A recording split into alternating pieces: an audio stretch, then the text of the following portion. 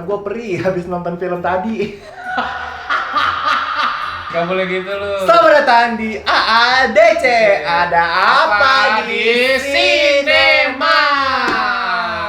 Oke guys, jadi mau update dulu ada apa di sinema. Seperti biasa di sinema itu sekarang lagi ada film ini ya. The Secret of Dumbledore. Itu Fantastic Beasts.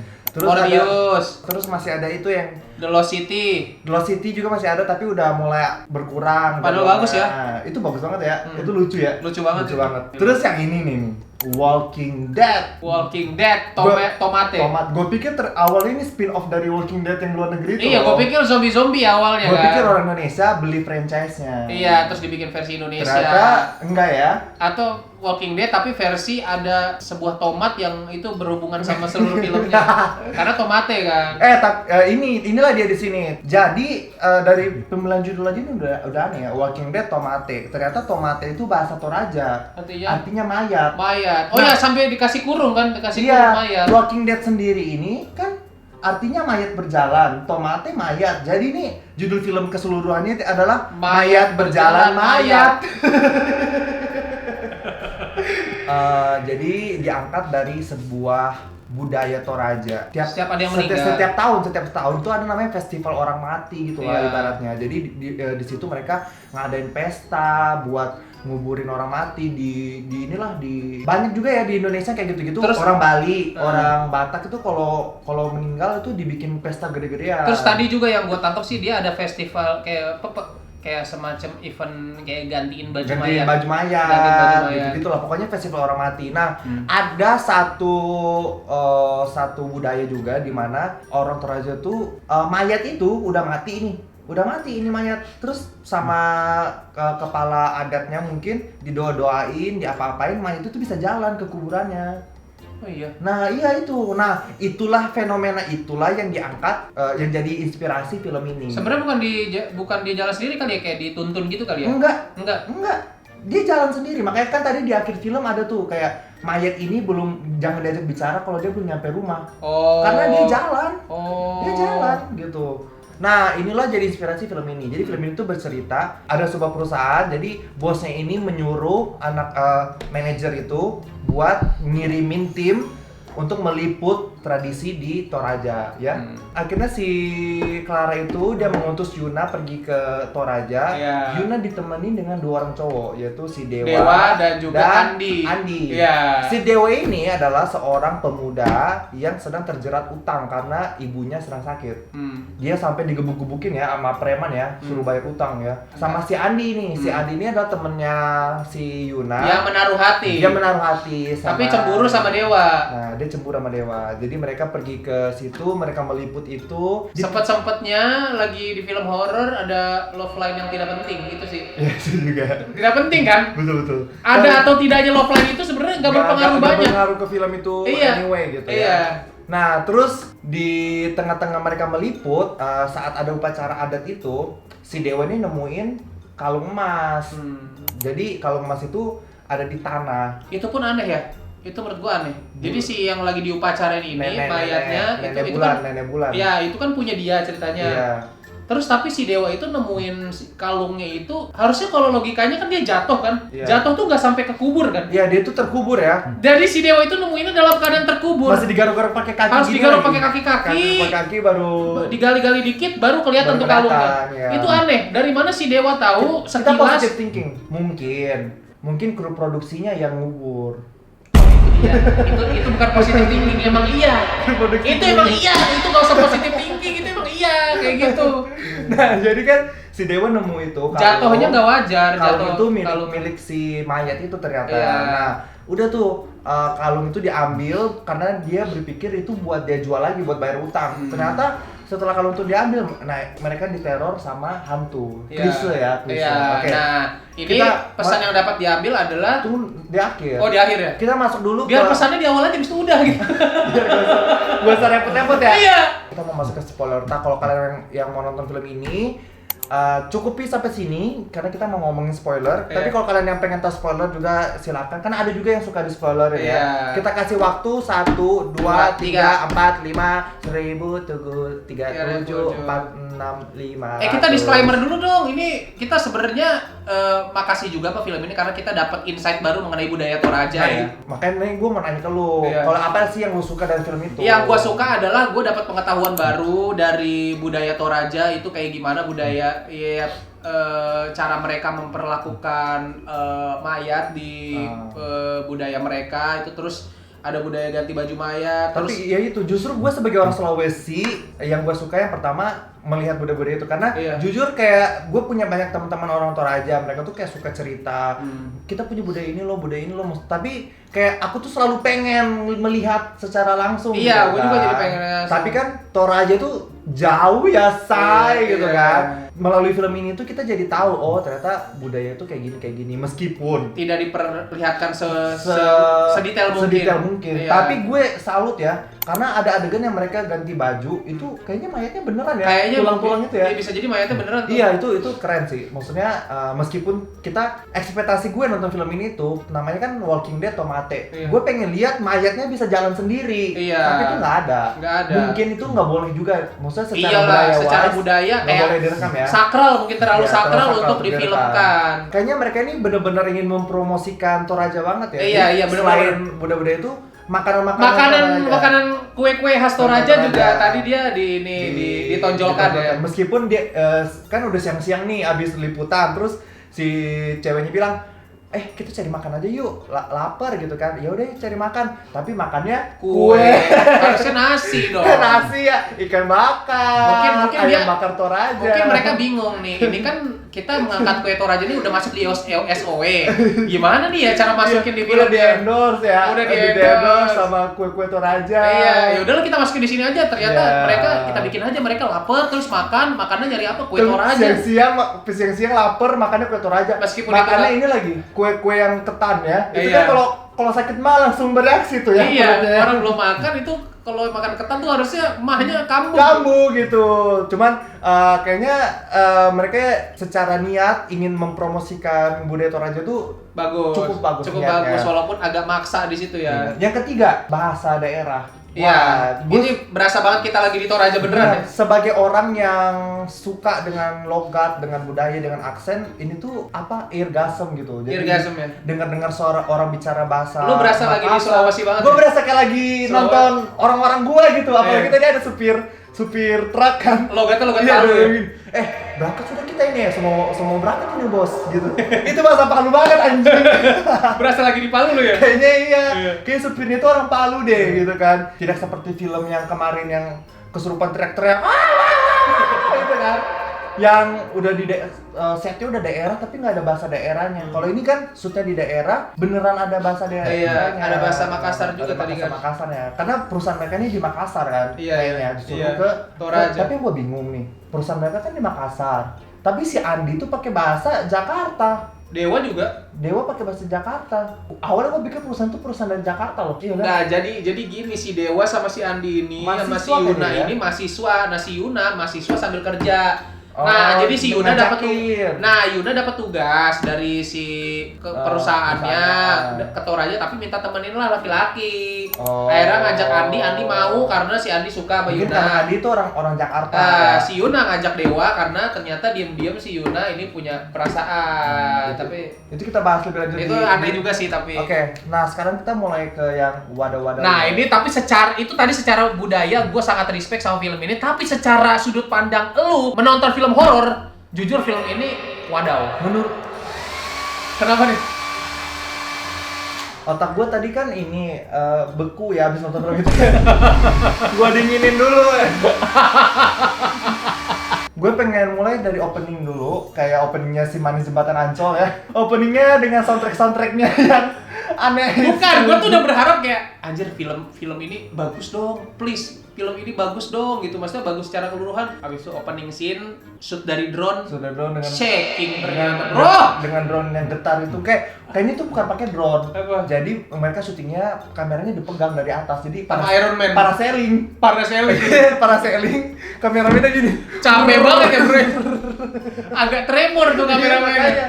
Jadi agak goyang gitu kan. Kita masuk ke acting yang super cringe itu. Mau ngomong excited tapi ketawa, nangis juga tertawa. Takut juga bahagia mukanya, gimana tuh? Tapi ada satu yang bagus aktingnya, si yang jadi Kinaya. Yang jadi Kinaya itu aktingnya menurut gua bagus. Yang jadi tour guide. Jadi kan mereka di Toraja itu ada satu keponakannya si Clara, manajer di perusahaan itu. Yang awalnya belum diceritain tuh. Iya. Itu siapa gitu kan? Jadi si Kinaya itu dia jadi tour guide di situ. Itu aktingnya bagus. Itu dia benar-benar meyakinkan kalau gue ini tour guide gitu. Iya, kayak gue bisa jelasin lu. Sebenarnya dia effortless juga, tapi secara naturalnya dapat banget kayak beneran tour guide sana gitu. Terus dengan dia paham budaya Toraja karena dia tinggal di sana. Mungkin aksennya yang sangat kental bahasa Torajaannya itu menurut gue bisa nggak dia semua aja yang jadi tokohnya gitu. Bisa nggak ditukar dia sama si Yuna nih, dia yang ditukar gitu ya. Nah, makanya tadi gue bilang pas lagi nonton, kenapa nggak sih yang jadi Kinaya itu jadi Yuna aja gitu? Jadi Yuna aja gitu. Gimana sih casting director? Lu punya sense nggak sih bisa membedakan orang suka acting bisa acting mana yang enggak gitu kan? Aku cinta banget sama dewa. Terus dewanya datang tuh udah stroke tuh kan. Udah stroke. Terus mereka berdua kaget. Kok gue ketawa ya? Kayak kaget gini. Hah? Kayak gitu dong. Itu kaget of the year ya. Enggak ada kaget. Terus kayak si adeknya bilang, "Ma, kenapa Kak Yuna nangis?" Terus Yunanya enggak nangis anjing. Yunanya enggak nangis. Terus kata ibunya, enggak nak, itu kakak Yuna capek gara-gara perjalanan pulang dari Toraja.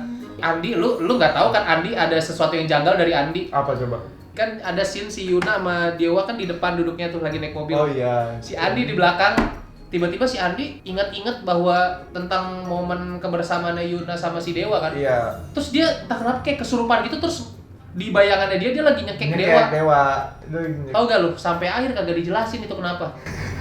Sampai akhir filmnya nggak dijelasin kayak kenapa lu Andi itu menggambarkan kalau dia tuh suka sama Yuna, dia tuh cemburu gitu loh. Iya. Cemburu, gue pengen ngekek lu nih. Tapi maksudnya delivery-nya kayak seolah-olah dia kesurupan. Nah, delivery-nya anjing gitu. Iya. Delivery-nya anjing. Gue pikir dia kesurupan apa gitu, apa kesurupan leluhur apa-apa, tiba-tiba sampai akhir kagak dijelasin tuh anjing. Belum lagi adegan banyak yang bocor.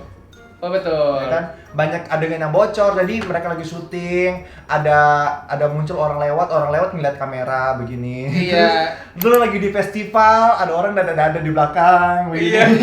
Masuk kafe, orang nengok ngeliat kamera. Kayak gitu. ini sebenarnya syutingnya nih dadakan menurut gua, kayak ada kafe nih syuting. Udah. Kayaknya tim produksinya kan biasa tim produksi itu kayak clear gitu ya, clear area ya. Iya. Jangan ada yang bocor kayaknya ini. Jangan ada yang ngadep kamera gitu. Bodoh amat dah, bocor iya, gitu. ngadep kamera juga ngadep kamera. Terus penempatan soundtrack yang nggak wajar. Lagi tiba-tiba musik scoringnya lagi jong tiba-tiba langsung neneng gitu. Musik soundtrack masuk. Terus lagi ngomong apa soundtrack bener-bener kayak nonton FTV tau gak sih? Iya. Kayak lagi ngobrol nih, tapi ada soundtrack biar kuputuskan saja. Itu kalau TV. Kalau TV kan. Tapi kayak gitu vibes-nya. Penempatan soundtrack-nya, backsound musiknya menurut gua agak kurang tepat juga di film ini sih. Detail kecil ini juga. Jadi mereka dari Makassar kan ke Toraja naik mobil set. Ada danau, mampir di danau set. Turun, foto-foto nih. Danaunya sebelah sini. Iya. Si Yuna ngambil kamera ngefotoin Dewa. Tapi yang lagi nyandar di mobil. Dewanya nyandar di mobil. Dan itu berseberangan sama danau anjing. Jadi backgroundnya Dewa foto itu bukan danau, mobil. Tapi mobil sama orang-orang di belakang itu, orang-orang random. Orang-orang yang bocor itu. Iya. Buat apa lu pinggirin mobil buat foto di mobil? Iya, lu buat apa pinggirin mobil mau foto danau tapi lu malah jadi fotoin sebaliknya. Arah sebaliknya, anjir aneh banget. Walaupun abis itu si Dewanya difotoin Yuna. Tapi fotoin Yunanya juga pose Yunanya kayak yang tapi pose kayaknya film ini tuh produksi itu udah lama loh. Cuman baru bisa rilis sekarang. Mungkin itu tahun 98 kayaknya. Enggak selama itu. Tapi meyakinkan sih kalau itu di syuting 98. Jadi mungkin kayak itu gaya begini itu populer pada masanya. Bisa jadi. Oke, lanjut ke adegan horornya. Jadi kan mereka ini ceritanya si Dewa udah ngambil kalung itu kan, yang di tanah itu dia udah ngambil kalung, terus mereka nyari makan. Lagi ngobrol-ngobrol si Yuna, Kinaya. Nah, si Kinaya itu dengan pengetahuannya dia menjelaskan kue-kue Toraja ini bahannya apa. Pakai gula merah, ini tuh pakai jahe. Jadi ada 3 jenis kue di hadapan mereka ya. Ada 3 jenis kue dijelasin satu-satu. Terus si Kinayanya nawarin, Kak Dewa mau makan nggak gitu. Terus si Kak Dewa ngomong gini, di antara 3 ini yang enak paling mana? Yang enak paling mana? Di antara 3 ini yang enak paling mana? Dan itu nggak direvisi. Itu nggak direvisi dan nggak di-cut anjing. Nggak direvisi, nggak di-cut sama sutradaranya. Nggak di-retake. Atau at least gini ya, at least di voice over gitu. Iya, harusnya. Lu udah tau ini salah di voice over, tapi adegannya itu ganti adegan mukanya, scene-nya itu diganti adegan scene Kinaya, tapi backsoundnya dia. Masa sampai ke editing lu kalau bisa kagak sadar itu salah dialog kan? Dia bilangnya apa dia bilangnya? Di antara 3 ini yang enak paling mana? Yang enak paling mana? Ya di antara 3 ini yang paling enak mana? Dewa. Anjing kata gue itu salah dialog loh. Masuk deh tuh sekarang kita ke adegan horornya di Wisma. Jadi ceritanya malam-malam mereka dikasih di Wisma. Wisma tuh serem banget ya. Iya, serem banget. Terus udah gitu yang pas kita nggak tahu kenapa tiba-tiba bisa listriknya mati. Tiba-tiba listrik mati, nggak hujan, nggak apa. Tiba-tiba listrik mati gitu. Pas banget. Kenapa bisa listrik mati? Pas banget mereka nyampe. Wisma itu pas mati lampu itu segelap itu. Kita nggak bisa kelihatan apa-apa coy. Iya, bahkan kita kayak merasa kita jadi mereka gitu, nggak bisa lihat apa-apa. Bahkan gue curiganya saking gelapnya itu ya, itu kayaknya tutup filter kameranya yang belum dibuka deh. Anjir, ternyata selama ini bukan karena si Wismanya itu gelap, emang tutup kameranya belum dibuka. Itu gelap banget parah coy. Film DC aja kalah gelap coy sama film itu coy. Cari lilin, Dewa cari lilin terus sama si Dewa, ya udah gua aja cari lilin. Nih, pegangin tas gue. Terus si Dewa gini-giniin, gini-gini. Mbak nyari losmen ya. Pinjem lilin. Padahal kan bisa tuh pakai flashlight kan. Lu kan bawa ada HP pakai flashlight, disenterin gini kan bisa gitu. Iya. Tapi si Dewa dengan buta gitu gini. Mbak, cari lilin terus muncul hantunya.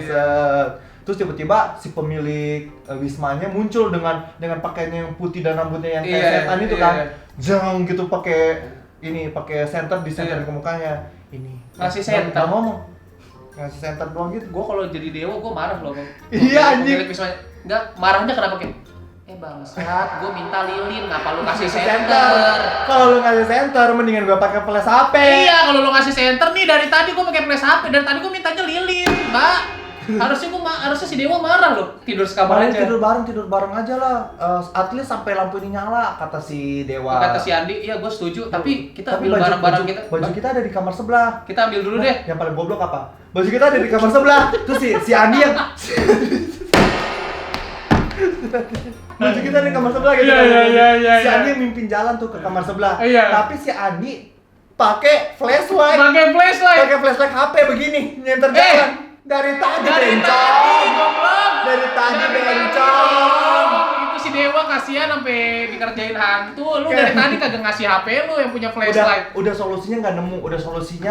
Harusnya solusinya dapet lilin. Solusinya nggak nemu. Si pemilik Wismanya ngasih senter. Itu ya udah tolol. Itu aja solusinya udah nggak nemu ya dari permasalahan itu. Tiba-tiba di center. Terus udah gitu udah di center. Pas dibuka pintunya, astagfirullahaladzim, baju kita berantakan. Baju kita ada yang ngacak-ngacak. Tapi sumpah di situ udah kelihatan apa-apa. Kita kelihatan bajunya teracak-acak. Gue pengen teriak tau gak? Saking gelapnya. Gue pengen teriak kayak mana gak kelihatan. Sumpah itu gue yakin itu penonton di studio juga bukan kita doang yang gak ngeliat. Kan mereka tidur nih, tiba-tiba si Dewa mimpi di badannya ada kepala kerbau. Itu transisinya cepet banget sih, tiba-tiba langsung tiba-tiba langsung si Dewa bangun terus di ininya ada kepala kerbau. Ada kepala berdarah-darah. Kayaknya kalau gue feeling sih kayaknya itu seharusnya ada adegan lagi di situ, tapi kayak itu di-cut ya. Jadi kasar banget. Kalaupun kerasa. Berarti kalau misalnya seandainya di situ tuh nggak ada adegan yang di-cut seharusnya, terus tiba-tiba kayak gitu, yang ngedit goblok banget sih. Nggak ada transisinya, nggak ada apanya, tiba-tiba langsung si Dewanya, terus ternyata dia mimpi. Habis gitu kayak Pingsan. Iya, tiba-tiba pingsan. Pingsan. Tapi udah habis itu pagi aja. Habis itu udah pagi. Tahu gak di situ gue refleks ngomong kenceng banget. Lah, si Dewa pingsan terus langsung pagi. Iya. Langsung kayak mereka beraktivitas seolah nggak terjadi apa-apa lagi gitu. Si Yuna juga anjing ya. Ini kayaknya dialog itu campur-campur anjing. Iya. Dialog Makassar, dialog Jakarta, Inggris, dialog Jaksel, Makassar Selatan apa ya itu ya? Dewa oke. Kayak jadi si Yunanya nih ngomong bahasa Inggrisnya cringe banget anjing. Iya, jadi si Yuna nih sebenarnya lu orangnya kayak anak Jaksel yang agak-agak ke Inggris-Inggrisan atau lu orang Makassar yang agak ke Jaksel-Jakselan. Iya, gitu kita bingung. Kayak... Jadi karakternya ini mau dibikin kayak apa kalau misalnya mau dibikin logat Makassar, mendingan dari awal sampai akhir kayak gitu aja harusnya, nggak usah dicampur-campur Inggris yang sok keren gitu. Kayaknya dia pengen nunjukin kalau si Yuna ini masih muda gitu. Iya, walaupun dia orang Makassar kayak gitu, tapi dia nggak gaptek gitu dan pintar bahasa Inggris. Deliverynya nggak kayak gitu, coy. Iya, harusnya nggak kayak gitu. Kayak Dewa, are you okay? Terus kayak bilang, is it normal? Terus kayak up to you, kayak gitu-gitu lah. Anjing cringe banget, fuck. Terus si Dewa bilang, ntar lah gue mau ke rumah teman gue dulu. Nah terus ternyata si Dewa nggak ketemu temennya. Iya, dia pengen jual barang yang kalung yang dia curi itu dari pemakaman. Tapi dia jualin, nggak ada yang mau beli karena nggak ada notanya. Terus kayak ada di satu momen dia tuh di taman. Iya. Ternyata selama ini si Yuna sama Andi tuh buntutin dia. Iya, katanya lu keliling-keliling, tapi ternyata buntutin Dewa gimana sih? Tapi buntutinnya cuma di taman itu, karena si Yuna itu nggak ada di toko emas, nggak ada di toko souvenir ya. Udah mulai berhalusinasi, dia ngeliat semua orang mukanya kayak setan. Iya. Gitu. Iya. Tapi kita nggak dijelasin juga tuh gimana tiba-tiba si Yuna sama Andi bisa nemuin si Dewa tuh. Nah itu nggak ada, itu hilang. Terus tiba-tiba si Dewa lari, dia ke rumah kosong gitu, dia nangis, ibu maafin aku gitu. Tiba-tiba si Andi sama si Yuna bisa ketemu lagi Dewa di situ anjing. Nah itu yang gue penasaran kan, si Andi sama si Yuna bilangnya mau ayo kita keliling-keliling aja dulu sekitar sini, ayo. Tiba-tiba dia ngelihat Dewa lagi berhalusinasi tuh di taman-taman itu. Sendiri. Taunya si Yuna bilang apa di situ? Kita ikutin terus aja si Dewa, penasaran aku dia mau kemana. Tadi kan lu gak penasaran, lu keliling-keliling. Kenapa tiba-tiba lu penasaran? Iya, itu anjing. Itu aneh banget sih. Si Dewa ngaku, gue nyolong duit dulu, gue ambil ini dari kuburan. Iya. Marah-marahan. Terus udah akhirnya si Yuna bilang, ya udah lu pulang sendiri aja lu. Itu kan. Si Yuna marah, akhirnya mereka pisah. Si Yunanya balik ke Makassar, tapi berpisah gitu kan. Nah, si Dewanya nih bilang ke tukang premannya, iya. Gue nggak punya duit, tapi gue bayar pakai kalung ini, mau nggak gitu kan? Oh iya. Si premannya mau. Itu lewat WhatsApp ya? Lewat WhatsApp. Terus si premannya bilang, oh ini mah jualnya mahal banget, lu bahkan bisa dapat lebihan dari ini. Akhirnya mereka ketemuan terus dikasih. Tapi lu ngerasa gak mereka ngomongnya antar preman sama si Dewa ini lu kayak udah akrab aja gitu? Kayak gue udah akrab, tapi pas ngomong langsung pakai bahasa Makassar lagi. Iya, tapi iya. ya ngomong gue nya cuma di WhatsApp. Iya. Anjing kata gue ya. Iya. Terus ketemuan lah mereka. Si Dewa mau ngasih kalung, terus kalung tuh digigit sama premannya. Oh ini asli nih. Tiba-tiba kalung tuh loncat. Gitu ya. Loncat ke Dewa kan. Hah? Gitu. Itu editannya tau gak, pakai gua nonton film Tutur Tinular, Angling Dharma yang di Indosiar, tau gak? Iya kan? Itu editannya kayak gitu. Itu bahkan kayaknya di reverse anjing, tau gak sih? Kalung yang bisa terbang sendiri karena di reverse itu. Kayak gitu anjing, terus kalung tuh ke Dewa, set gitu kan. Terus Dewa lempar lagi ke premannya, set gitu. Si preman lempar-lemparan, set. Terus itu aneh banget sih, ada scene kayak gue bingung itu mau komedi apa mau menegangkan gitu. Iya. Karena ada adegan si preman dikasih kalung, kata si Dewa, udah kalian aja yang balikin. Terus si premannya saling oper-operan gitu. Lu aja. Akhirnya si preman ini lempar ke Dewa lagi, terus mereka lari kan. Tiba-tiba pas mereka lari, kalungnya terbang. Kalungnya terbang ngejar si preman-premannya. Tapi terbangnya bentuknya cahaya. Kayak sinetron ini anjing. Sinetron Hidayah. Kalau pakai cahaya tiba-tiba ngegorok si lehernya preman. Salah satu preman. Berdarah kan. Padahal sebelumnya udah dijelasin kan sama si Kinaya kalau di Toraja ini nggak ada namanya hantu. Adapun karena barang ini dicuri, orang itu jadi sakit dan mengalami gangguan dari halusinasinya dia sendiri, kata si Kinaya. Gitu, jadi sakit, jadi apa. Tapi kalau ini dibalikin, harusnya sembuh, nggak akan terjadi masalah. Tapi kenapa ini si hantunya malah nyerang-nyerangin orang, malah ngebunuh preman? Kan nggak, jadinya beda ini. Fakta yang disampaikan Kinaya sama yang terjadi kan ada perbedaan. Tidak kesinambungan. Si dewanya kaget gitu kan, tiba-tiba dari balik apa sih papan itu muncul setan, nari-nari. Coba. Terus ada scene di mana si hantunya muncul nari, habis itu dia nyekek si dewa. Oh iya. Jadi sebelum dicekek dewanya, si penarinya itu si hantunya itu di belakang nari dulu aja. Dia nari terus dicekek dewanya, terus tuh dia langsung habis itu stroke, habis itu kayak stroke gitu anjir. Udah tuh habis itu kan si dewa ditelepon-telepon nggak bisa, tiba-tiba mereka lagi sedih. Gimana ya nasib dewa sekarang? Tiba-tiba si Andi muncul, bawa dewa yang lagi koma gitu. Yang lagi si dewanya udah kaku. Udah stroke gitu kan, si Andi muncul, terus aku tadi mau berangkat kuliah, terus aku ketemu dewa di jalan, maksudnya kan? Enggak, aku ketemu dewa yang lagi dikerubungin banyak orang gitu. Aku bingung bawa dia kemana, aku bawa aja ke sini. Satu, kayak maksudnya Makassar itu luas ya. Kayak kebetulan macam apa nih, lu mau berangkat kuliah, ada orang ngerubungin temen lu lagi stroke gitu kan. Itu satu. Yang kedua, kalaupun orang misalnya nih, lu lihat orang lagi stroke di jalan, itu kan udah dikerubungin orang. Paling enggak pasti udah dibawa ke rumah sakit. Harusnya udah dibawa ke rumah sakit tuh sebelum Andi temuin. Enggak mungkin dikerubungin doang sama orang. Terus orang ada orang lagi stroke. Ada orang lagi stroke. Ada orang lagi lumpuh gitu. Ada orang lagi lumpuh. Terus enggak mungkin anjir orang sebangsat itu ya kan sih. Pasti dibawa ke rumah sakit lah.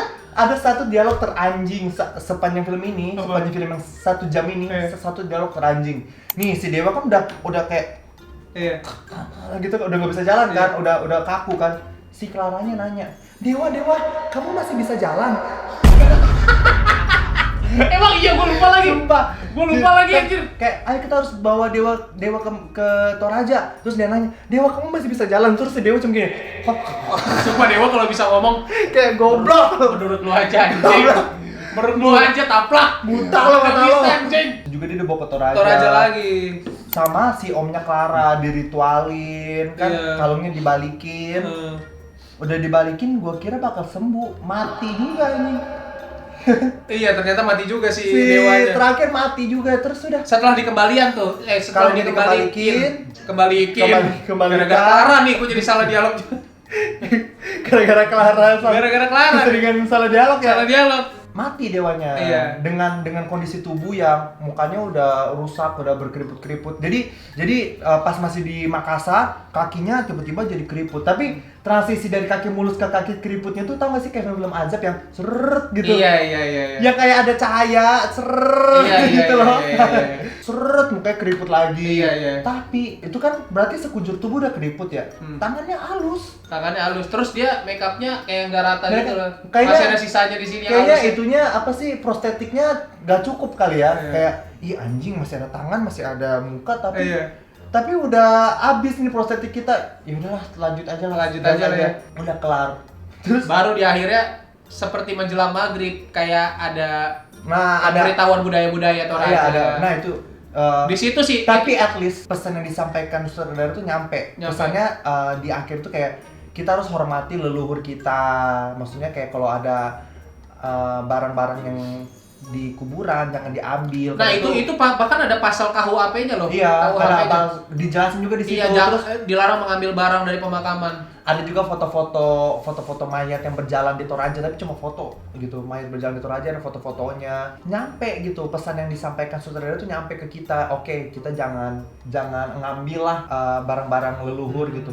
Tapi kalau menjelang maghrib anjing, maksudnya tiba-tiba habis kesurupan, janganlah pasung orang ODGJ. Untuk hantunya, desain hantunya menurut gue dengan mukanya yang retak-retak itu, dengan kerutan-kerutan itu, dengan rambutnya yang serem itu cukup serem. Udahlah, kita langsung aja kasih rating. Iya. Dari lu berapa? 4 sih. Lu 4? Iya. 4 itu nilai filmnya, tapi kalau nilai budayanya gue kasih 7 lah. Kalau gue kasih nilai 3. Sinematografi ketika mereka nge-shoot pemandangan-pemandangan Toraja, terus ada nge-shoot orang nari-nari, terus mayatnya yang gantiin baju, menurut gue itu eye pleasing dan I want to see more of that. Tapi ternyata gue nggak dikasih lihat lebih lagi. Malah yang gue dikasih lihat adalah actingnya Yuna yang sangat cringe itu dong. Sekian dulu ya AEDC kali ini.